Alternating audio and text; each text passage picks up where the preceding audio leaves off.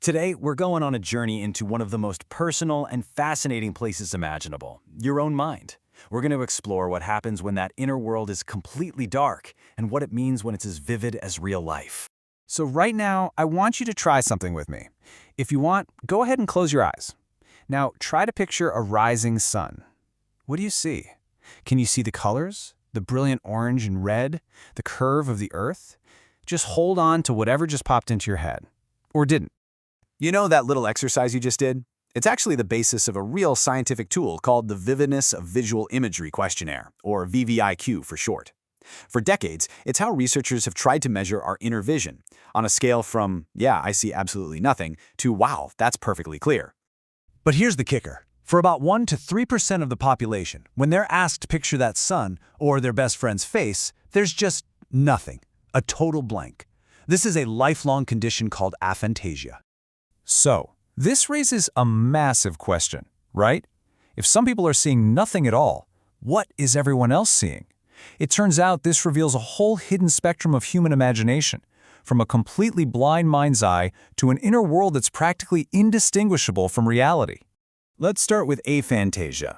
Now, this isn't a new discovery. People have been talking about this since the 1880s, but it didn't get its official name until 2015 from a team at the University of Exeter. For people with aphantasia, thinking and remembering just doesn't happen in pictures. And on the total opposite end of that spectrum, you've got hyperphantasia. These are people who experience mental images that are, and this is a direct quote, as vivid as real seeing. So think of it like this. Someone with aphantasia thinks of an apple conceptually. They know it's round, it's red, it's crisp. But someone with hyperphantasia, they can conjure a photorealistic apple in their mind right down to the little glint of light on its skin. But look, this isn't just a difference in personality or thinking style. It actually lines up with real, measurable differences in our brains. So let's take a look under the hood and see what science tells us is going on. A really groundbreaking study in 2021 used fMRI scans to get a look at the brains of people on both ends of this spectrum. And what they found was fascinating. In people with hyperphantasia, the prefrontal cortex, that's kind of the brain's CEO in charge of decision-making, had these super strong connections to the visual network. It's like the boss has a direct, high-speed line to the graphics department. But for those with aphantasia, that line just seems to be, well, a lot weaker. Now, this difference in brain wiring has a huge impact on something incredibly human, how we remember our own lives. And this is where it gets really mind-bending. That same Oxford study tested what's called autobiographical memory, recalling personal events from your life. And just look at this chart. The results were just stark. The people with hyperphantasia remembered their past with this incredible wealth of sensory detail. They can practically re-experience it. Meanwhile, those with aphantasia could recall the facts, what happened, who was there, but they couldn't re-experience the sights and sounds of the moment. But here's the paradox, and it's a big one. You might think, okay, so people with aphantasia just have a bad memory. But that's not it at all.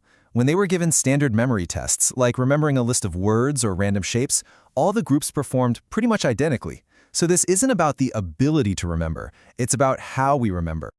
Naturally, this makes you wonder, is having a blind mind's eye a disadvantage, especially when so much of our world, especially in school, is built around visual learning? And yeah, early on, that was the big worry. I mean, how many times has a teacher told you to picture this? If you can't do that, how are you supposed to learn? This quote really captures that initial concern. But this amazing analogy from a researcher totally reframes the whole conversation. It suggests aphantasia isn't a deficit. It's just a different path to the same destination. It shows just how incredibly adaptive our brains are at finding other ways to learn and create.